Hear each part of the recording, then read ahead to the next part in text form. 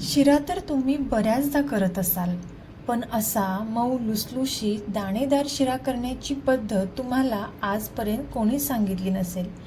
100% या पद्धतीने तुम्ही कधीच शिरा केला नसेल. तर कसा बनवायचा? चला तर मग आजच्या रेसिपीला आपण सुरुवात करूया.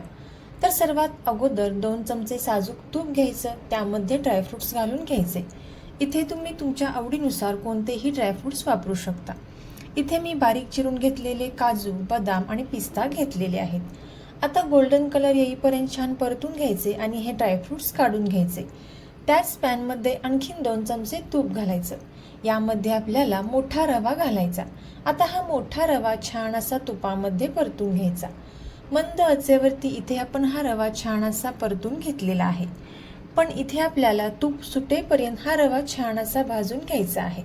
पाहू शकता या पद्धतीने रव्याला छान असं तूप सुटेपर्यंत रवा चांगला भाजून घ्यायचा. आता रवा छान भाजून झाल्यानंतर यामध्ये आपल्याला 1 चमचा बेसन पीठ घालून घ्यायचं आहे. आता पुन्हा एकदा 3 ते 4 मिनिटांपर्यंत मंद आचेवरती हे छान असं भाजून घ्यायचं आहे. आता आपण हे एका साईडला गॅसवरती ठेवून देणार आहोत आणि दुसऱ्या साईडला इथे आपण गॅसवरती एक भांडं घेतलेलं आहे. यामध्ये आपल्याला पाणी घालून घ्यायचं आहे.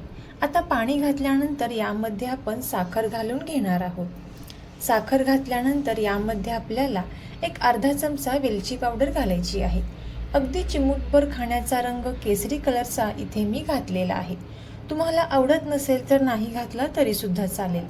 आता या पाण्याला चांगली उकळी येऊन द्यायची आहे.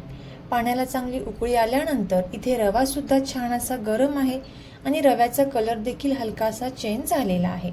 आता यामध्ये आपण जे गरम पाणी करून घेतलेलं आहे ते 3 बॅचमध्ये आपल्याला थोडं थोडं पाणी यामध्ये घालून घ्यायचं आहे. आता पाणी घालून घेतल्यानंतर आपण हे चांगलं मिक्स करून घ्यायचं आहे.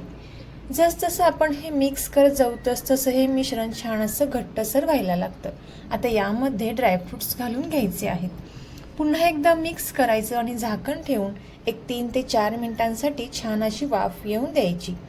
मस्त असा साजूक तुपातील दाणेदार शिरा इथे आपला तयार झालेला आहे. तर प्रमाण किती वापरायचं, रवा किती वापरायचा, साखर किती वापरायची, पाण्याचं प्रमाण किती ठेवायचं, संपूर्ण सविस्तर रेसिपी पाहण्यासाठी खाली दिलेल्या त्रिकोणी बटनावर क्लिक कराल तर तुम्हाला संपूर्ण रेसिपी पाहायला भेटेल. थँक्यू.